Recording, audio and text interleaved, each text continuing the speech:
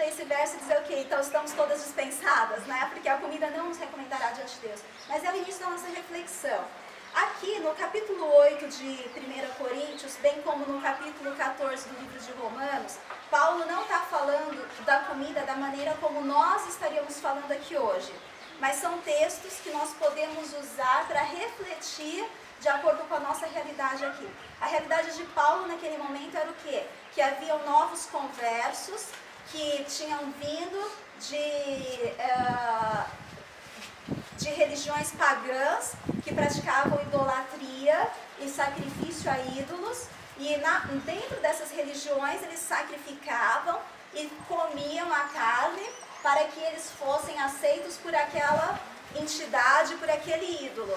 E uma vez convertidos, eles sentiam talvez uma repugnância tão grande por aquilo que eles tinham a convicção de que ninguém deveria comer aquelas carnes. Porque toda a carne que era sacrificada para os ídolos, elas não eram consumidas de todo por aquelas pessoas que estavam ali. A sobra era comercializada, como dizer, em açougues.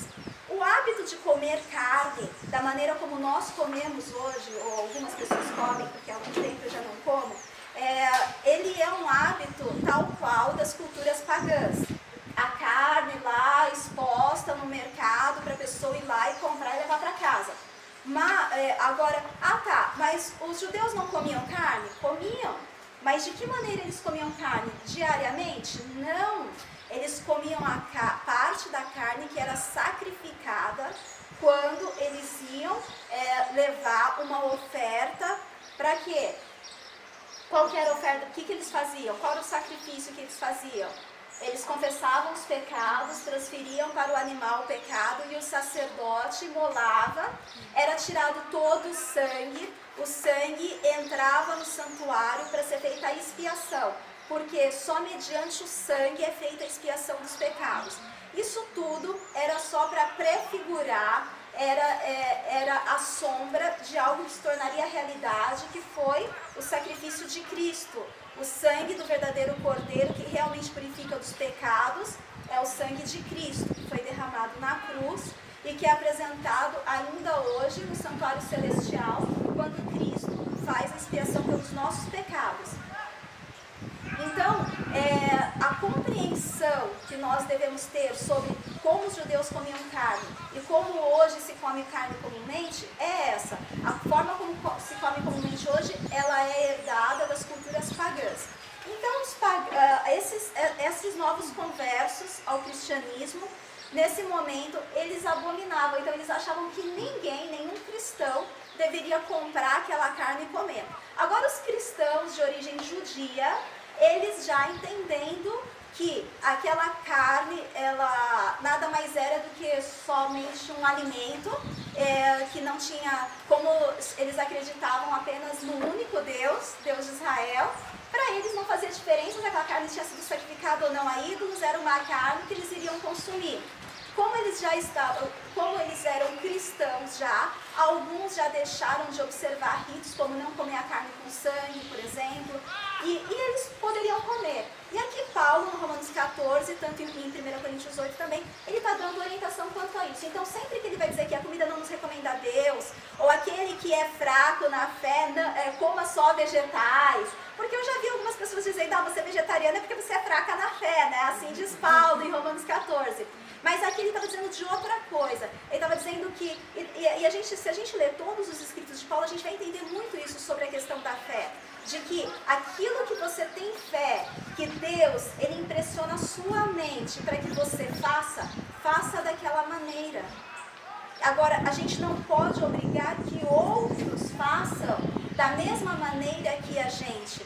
Porque Deus, ele não age sobre coação, ele age sobre convite. Ele te convida, ele te impressiona e ele permite que você tenha o livre-arbítrio. Então, aqui o que Paulo está dizendo se você não quiser, então, se você acredita que comer aquela carne sacrificada a ídolo, você vai profanar a sua religião, a sua fé cristã, não coma. Né? E aí ele dá um alerta àqueles que têm a fé forte, vamos dizer assim, que comem e não acham e sabem que aquilo não tem nenhuma relação com idolatria. Ele diz, né, pelo menos para que você não escandalize os seus irmãos. E a gente vai ver um pouquinho sobre isso. Mas aqui, para finalizar essa parte, pode a comida nos recomendar diante de Deus? Pode a comida? Tem a reforma, as nossas opções alimentares, as nossas opções de estilo de vida, elas podem nos levar à salvação? Eu quero ouvir uma resposta assim, uníssona. Qual que é a resposta? Não, exatamente. Efésios 2:8, né? Vós sois salvos pela graça, né? E não por obras, para que ninguém se glorie. Romanos 10:9. Romanos 10:9. Outro aspecto da salvação.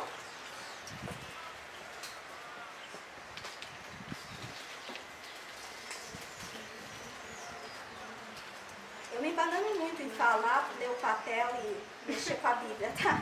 Romanos 10:9. Se com a tua boca confessares Jesus como Senhor, e em teu coração creres que Deus o ressuscitou dentre os mortos, serás salvo. Então, o aspecto da salvação é a gente confessar Jesus, aceitar a salvação que vem dele, a graça que ele nos concede. Né? E antes de aceitar essa graça, a gente precisa também se lembrar de que, né, não é a comida que nos recomenda e não há nada que possa nos recomendar diante de Deus. Romanos 6:23. Pois todos pecaram e carecem da glória de Deus. Todos pecaram. Então, se existe algo que todos nós somos iguais, é este quesito. Todos nós pecamos. E todos nós carecemos da glória de Deus. Então, por que nós vamos... por que então é importante a questão da comida, a questão da saúde, a mensagem de saúde como um todo? Gálatas 5:17. Eu vou citar alguns textos para a gente ir mais rápido, né? Gálatas 5:17 foi um texto bastante falado na semana de oração. A carne milita contra o espírito e o espírito milita contra a carne.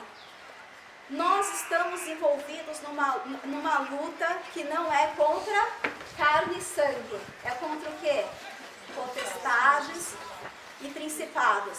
Então, quando nós entendemos, a partir da luz que nós temos, o grande conflito no qual nós estamos inseridos, nós entendemos também que, aí a gente pode citar outro texto de Paulo, 1 Coríntios 10:4. As armas da nossa milícia não são carnais, são o quê? Espirituais. São espirituais. A guerra que nós estamos envolvidos não é contra a carne e sangue. Se fosse na carne, nós poderíamos vencê-la. Na carne não é comendo a carne, que eu quero dizer, mas presos naquilo que este mundo pode nos oferecer. Presos somente naquilo que este mundo pode nos oferecer. E quando, naturalmente, a gente está falando sobre isso, a gente não está falando só sobre alimentação. A gente está falando sobre todas as vias de acesso à nossa alma, à nossa mente. A nossa lição desse trimestre está extremamente esclarecedora nesse ponto que nós estamos tratando aqui hoje. Essa semana, né, foi a renovação da mente, a transformação da mente, uma mente nova, quando você é reavivado, você reforma, você é reformado pelo poder do Espírito Santo, a renovação da nossa mente. Então, as nossas armas, elas não devem ser as carnais, mas as espirituais. Vocês acham que existem coisas que nós vemos que nos prendem à natureza carnal? Sim, né? Com certeza sim. E será que existem coisas que nós podemos comer que podem também nos prender à natureza carnal e fortalecer os nossos ímpetos pecaminosos, a nossa natureza pecaminosa? Porque quando a gente fala de natureza carnal, a gente está falando sobre isso. E eu gosto sempre de falar de que, olha, há mais de 6 anos eu não como carne, há pelo menos 4 anos eu não uso produtos de origem animal, não de maneira extrema ou estrita, porque eu aprendi que existem irmãos muito sinceros, muito humildes, que nos convidam para visitá-los, e muitas vezes eles sempre preparam algo de comer, não é, Ellen? Você já visitou uma casa que não te ofereceram nada?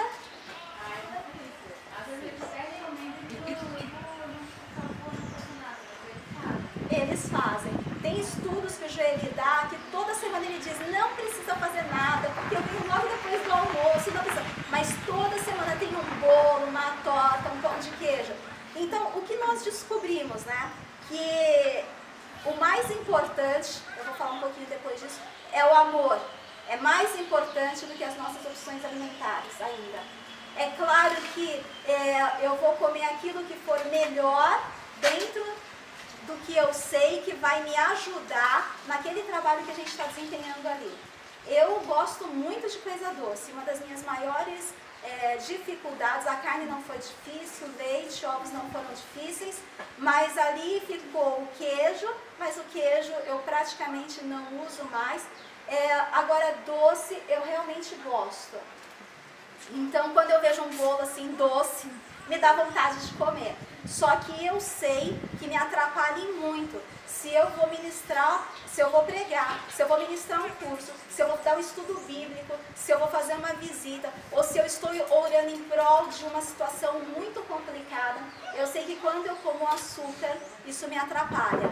Isso me atrapalha porque me puxa para a minha natureza carnal. E aí eu já não tenho o mesmo foco, eu já não tenho a mesma vontade, muitas vezes, de orar e de ler a Bíblia, como eu teria se eu não tivesse comido. Durante os últimos 3 dias eu tenho sentido muita vontade, depois do almoço, de comer algo doce. E algo doce para mim hoje é bem restrito, não é qualquer coisa. Vamos dizer que o doce comum que eu costumo comer quando eu sinto muita vontade é paçoca, né? Eu tinha paçoca em casa e eu sempre olhando e dizendo não, porque essa semana eu passei mal, tive aí uma queda de resistência, a gente passou por umas dificuldades em casa e eu sabia que hoje eu teria que estar aqui inteira e Deus desde sexta-feira tem recuperado a minha saúde para eu estar aqui hoje sem dor, com vitalidade, para poder fazer esse trabalho. Então eu falei, não vou estragar com a minha parte. Se Deus fez a dele, eu vou fazer a minha também. Então ontem à noite eu amassei uma banana, coloquei coco seco desidratado, sem açúcar, coloquei assim um fiozinho de mel e comi com a boca tão cheia, aquele doce estava tão doce, tão maravilhoso. E dormi e acordei de madrugada, consegui orar. Então a gente tem que se lembrar isso, que a maioria de nós, todos os cristãos estão em posição de ministrar uns aos outros, mas a maioria de nós estaremos normalmente a serviço de Deus, apoiando ao ministério do nosso esposo. Mesmo que não estejamos lá no campo, nós estaremos em casa e temos que estar prontas para interceder por eles, muitas vezes porque eles estarão enfrentando situações muito complicadas e difíceis. Então a luta, para aquelas que os maridos ainda não saíram para os estágios, ainda talvez não tenham percebido tanto, mas aquelas que os maridos já estão nos estágios, desde o 2º ano, já sabem que a luta não é fácil. Lá no campo as coisas que acontecem são, realmente, você olha e fala, é sobrenatural, né? Sobrenatural. Pra gente, então, o primeiro aspecto, a comida não nos pode recomendar a Deus. Segundo aspecto, a nossa luta não é contra carne e sangue. E as nossas armas, elas não são carnais, são espirituais. Então, esse pra mim é um motivo hoje fundamental. 2 Coríntios 6, quem pode ler pra mim? Ney? 2 Coríntios 6, de 1 a 3.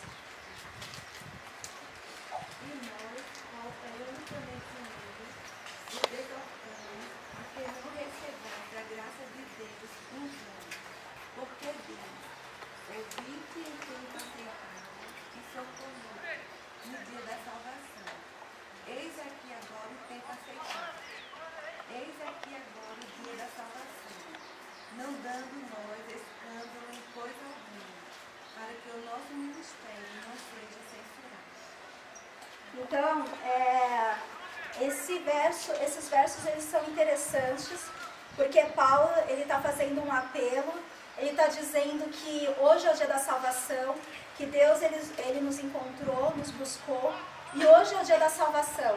E para que a gente tenha as nossas armas espirituais, nós precisamos todos os dias da salvação. Nós precisamos de todos os dias da nossa devoção. Precisamos todos os dias nos lembrar que todos pecaram e carecem da glória de Deus. E a gente precisa se lembrar também que Paulo fala em Romanos 7. O bem que quero, este não faço. Essa é a nossa luta interior.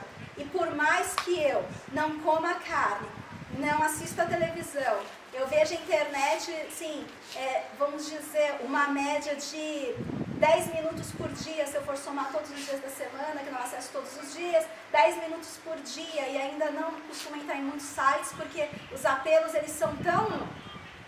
que para mim, eu não aguento. Então, eu não vejo, não escuto. Então, embora eu faça tudo isso hoje, eu tenha esse modo de vida, por operação do Espírito Santo de Deus, eu sinto essa mesma luta que Paulo relata em Romanos 7, que o bem que eu quero eu não faço. Quando eu vi, eu fui rude com a minha filha. Quando eu vi, eu fui grosseira com meu esposo. Quando eu vi, eu estava pensando mais em mim do que nos outros. Quando eu vi, o que mais me interessava era ficar quieta no meu canto ao invés de ajudar quem precisa. Então, a luta que a gente vive, ela é muito grande. E a gente pode ajudar com a nossa parte, permitindo que Deus faça o trabalho dele na nossa vida, ou a gente pode colocar obstáculos. E a comida hoje, para mim, ela tem esse aspecto. Ela muitas vezes se torna um obstáculo para a atuação do Espírito Santo de Deus na minha vida.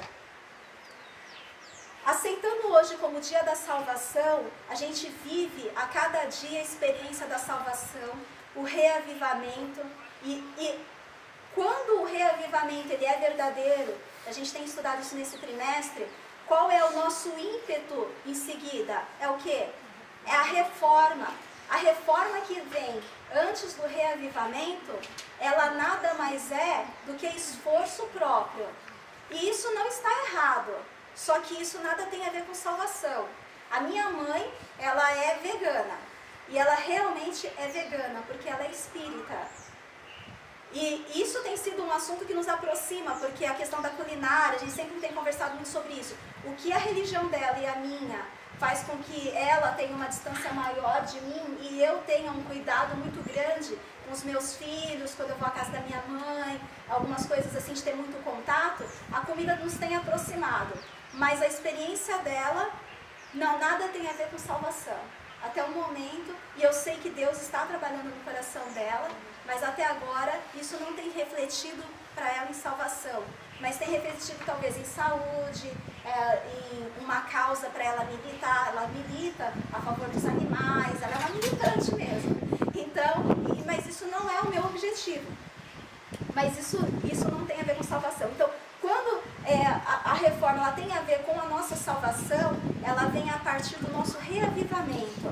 E além da questão da reforma, ela tem um aspecto muito importante. 1 Coríntios 3:3. Não, desculpa. 1 Coríntios 10, 31 e 32. Deixa eu conferir se é isso mesmo, porque eu não anotei. Isso. Normalmente, quando se fala sobre saúde, as pessoas usam sempre esse verso, não é? Quer comais, quer bebais, quer comais, façais tudo o quê? Para a glória de Deus, né? Agora, aqui no verso 31 tem um aspecto, que é o quê? A adoração.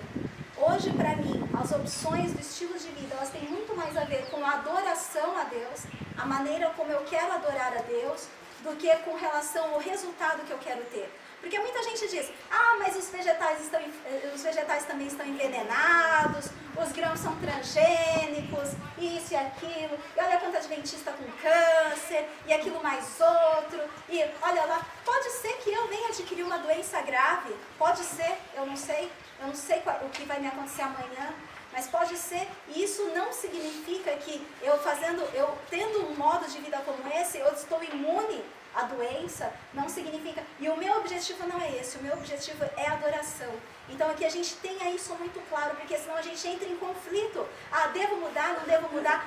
mas isso não tem nada a ver com saúde, tanta gente morre de câncer, para que eu vou mudar então? A gente tem que se lembrar, tem a ver com adoração. Quando eu como só para o meu prazer, para aquilo me gerar prazer, isso vai fortalecer o meu eu, isso vai fortalecer a minha natureza carnal, isso vai me dificultar ter domínio próprio e vai me distanciar de Deus, porque o meu eu, o meu prazer, ele é mais importante do que o meu serviço a Deus, a minha adoração. E, finalmente, o verso 32. Não vos torneis causa de tropeço nem para judeus, nem para gentios, nem tampouco para a igreja de Deus. Esse seria o terceiro aspecto que eu quero enfatizar hoje, para a gente finalizar. Eu vou só ler os textos. Alguns textos meu esposo falou assim, eu não leria, isso aí é muito forte, você pode criar uma certa inimizade. Mas eu orei muito, eu tenho orado muito em prol desses versos, e creio que Deus é quem vai falar, não sou eu quem vou impor, nem que vou dizer o que vocês devem ou não fazer, mas é Deus que vai ali no coração de vocês dia a dia trabalhando. Um dia desses, uma amiga querida, que eu não vou dizer quem é, me disse, né, eu tenho sentido cada vez mais que Deus está me pedindo para abandonar algumas coisas. Mas o que eu vou fazer? Porque na minha família ninguém mais quer abandonar, só eu, o que eu vou fazer? E eu disse a ela, faça o que Deus está te pedindo. E ore para que Deus também fale ao coração da sua família. Porque no momento em que Deus pedir a cada um, e eles sentirem que não tem outra opção a não se abandonar algumas coisas, eles também vão fazer a mesma coisa. Porque quando muitos vegetarianos, eles adquirem esses hábitos, eles começam muitas vezes a ter um olhar crítico. Ah, mas olha o que fulano está comendo. Olha lá na junta panela da igreja o que serviram. Olha que não sei o que. Imagina eu comer isso aqui. Vai num lugar e só fica falando, ah, isso tem, isso não tem. Ah, não, que não sei o que, eu não como. Isso nada contribui para a obra para que nós fomos chamados. Nada. Espírito crítico, ele destrói, ele não constrói. Então, se hoje você tem uma tendência a ter um espírito crítico, e eu tenho, por educação, da maneira como minha mãe me criou, eu tenho uma tendência a ter um espírito crítico, eu tenho pedido muito a Deus que remova isso de mim. Porque eu já entendi que isso não vai me ajudar a apresentar Jesus a ninguém. Então, o espírito crítico, ele não é fruto de uma reforma verdadeira. Ele é fruto de uma reforma feita normalmente com as próprias forças. Então a gente precisa clamar a Deus que toda reforma ela seja feita através do poder dele, porque ela vai ser duradoura, vai ser para a honra e glória dele e vai ser para uso proveitoso na obra dele, assim como todo dom concedido.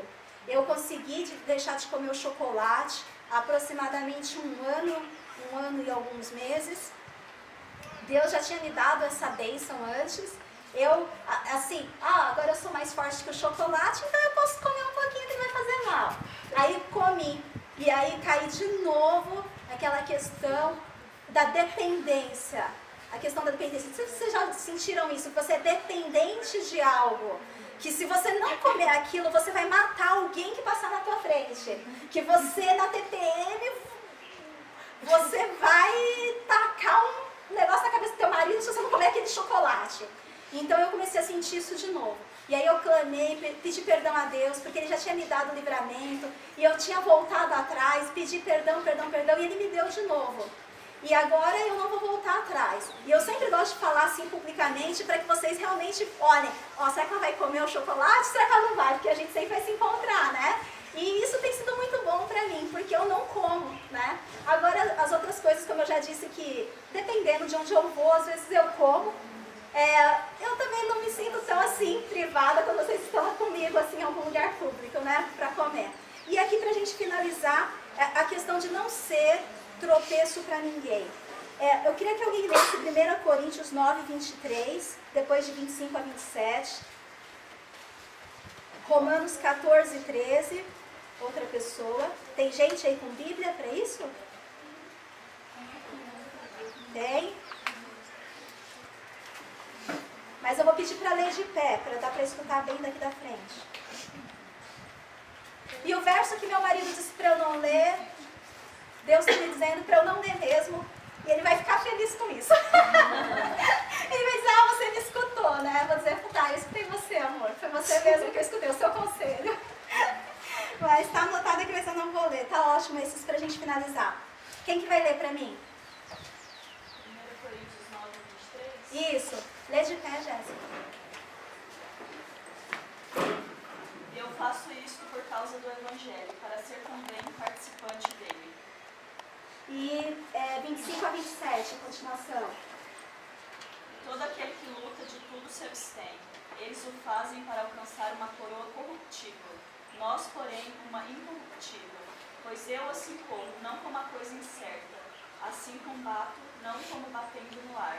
Antes subjugo o meu corpo e o reduzo à servidão, para que, pregando aos outros, eu mesmo não venha de alguma maneira a ficar reprovado. Esse para mim tem sido um motivo muito forte também, para que a gente consiga, fechando o motivo inicial, que a gente consiga vencer a luta, que não é contra carne e sangue, que a gente não fique, que a gente não fracasse ao pregar aos outros, isso em todos os aspectos, não só nesse aspecto do estilo de vida, mas no aspecto da educação dos nossos filhos, no aspecto conjugal, no aspecto familiar, no aspecto com a irmandade da igreja, que a gente não fracasse. E esse tem sido um pedido que eu tenho feito muito a Deus, que Ele permita que, se Deus quiser, no próximo ano, eu ingressar junto com meu esposo na vida ministerial, que a gente não venha fracassar na nossa vida pessoal, na nossa própria salvação, mas que a gente continue firme até o dia final, como Paulo. E também Romanos 14, 13.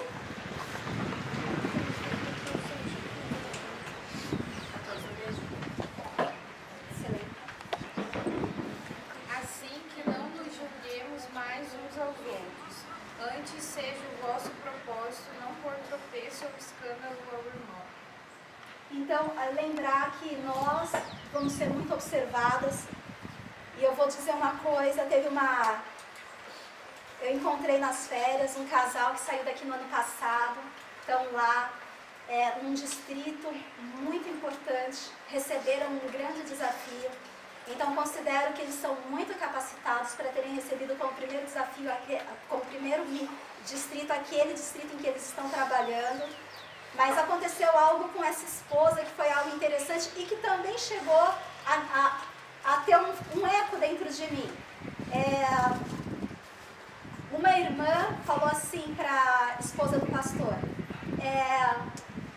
vou colocar aqui Maria, né? Maria, não é Maria, mas vou falar Maria. Maria, o pastor tem alguma coisa contra a maquiagem? Ah, não. Você tem alguma coisa contra a maquiagem? Não. Porque eu estou vendendo alguns cosméticos, eu posso fazer uma visita? Pode. Foi lá na casa do pastor. Aí apresentou as maquiagens, fez uma maquiagem lá na Maria. Aí nesse momento o pastor chegou, o esposo. Que isso, você tá parecendo um periquito, que horror! Aí ela, tá bom, vou limpar. Daí a moça, né, a irmã da igreja, foi lá, limpou todo o rosto dela. Vou fazer uma outra então pra ver se dessa você gosta. Aí fez uma maquiagem assim, muito natural. Né? Daí o pastor, essa tá boa. Daí ela se olhando assim, tá bom.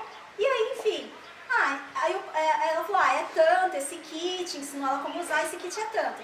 Eu acredito, o pastor dividiu essa experiência com meu esposo, para assim, mostrar que lá fora a luta não é contra carne e sangue, né? O buraco é sempre mais embaixo. Aí o pastor, acho que querendo ajudar, comprou da irmã um kit, porque a irmã acabou de casar, tá endividada, comprou da irmã um kit. E falou, a irmã ainda falou assim, não se preocupa, porque a nossa igreja é uma igreja assim, que as mulheres gostam de estar sempre bonitas, de unhas feitas, maquiadas. E se você for assim, muito simples assim, elas nem vão te dar muita atenção, hein? Então aí a Maria, ela usa a maquiagem, vamos dizer assim, aos sábados, né? E eu vi a Maria na semana de oração todinha, assim, naturalmente natural. E conversei, e ela é bonita, e conversei e tudo. E no sábado ela veio com aquela maquiagem natural. Eu olhei pra ela e falei, como ela tá bonita. Nossa, realmente fica muito bom. Será que eu devo usar também? Eu pensei comigo, né? Será que eu devo usar também? E já fiquei me sentindo propícia a usar, né? Não estou dizendo usem, não estou dizendo isso. Eu estou dizendo que, né, algo que aconteceu. Mas o fato é que a irmã agora, ela está visitando todas as irmãs da igreja e a primeira coisa que ela diz para marcar a visita é: a esposa do pastor comprou.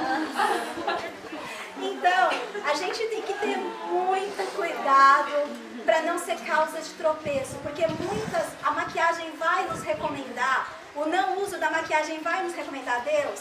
Não, mas a gente tem que ter muito cuidado, porque existem desdobramentos das nossas atitudes, e isso assim, é tão assustador, né? Que só mesmo tendo Deus guiando a nossa vida para a gente poder enfrentar isso, porque só a gente que convive aqui, a gente sabe que nós somos, assim, pessoas de verdade, né? Aquelas que frequentam a minha casa, que me conhecem mais de perto, sabem que eu sou uma pessoa de verdade, que eu caio, que eu tenho as minhas lutas, as minhas dificuldades, e que, independente disso, graças a Deus, Ele tem achado por bem me usar de algumas maneiras.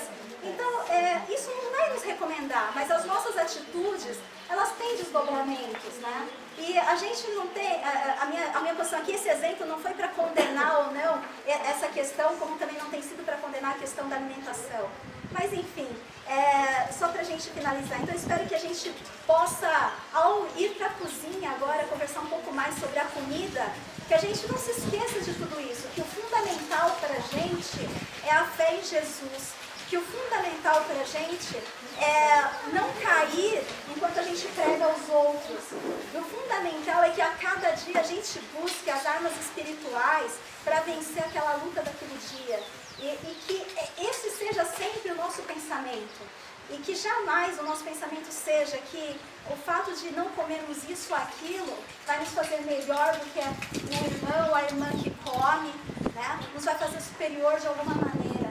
Então que a gente tenha sempre esse pensamento. E com esse pensamento vamos fazer uma nova oração de pé. E aí depois nós vamos para a cozinha.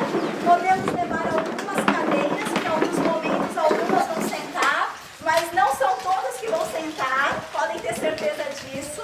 Eu vou precisar de mãos dispostas para a gente conseguir comer na hora que a gente tiver fome, tudo bem? Então vamos lá. Então vamos orar. Já? Não, vai demorar para ter fome.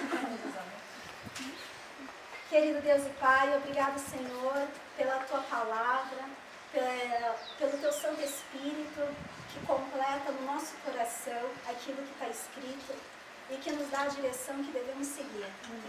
Querido Deus, eu quero pedir pela família de cada uma que está aqui hoje, também daquelas que não estão, por todas as famílias, todos os teologandos, que o Senhor sustenha cada um, que o Senhor dê a cada dia a providência para que possamos sair vitoriosos da luta de cada dia, Senhor. E que o Senhor possa também usar a todas nós da maneira como for mais agradável ao Senhor e que nós tenhamos prazer na maneira que o Senhor escolheu para nós.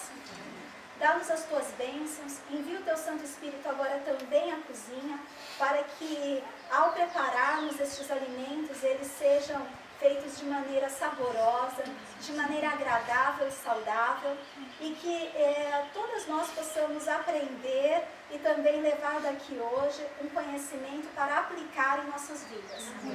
É o que te pedimos em nome e por amor de Jesus. Amém. Amém. Então agora a gente pode prender os cabelos, colocar a boca, avental, e no final a gente diz.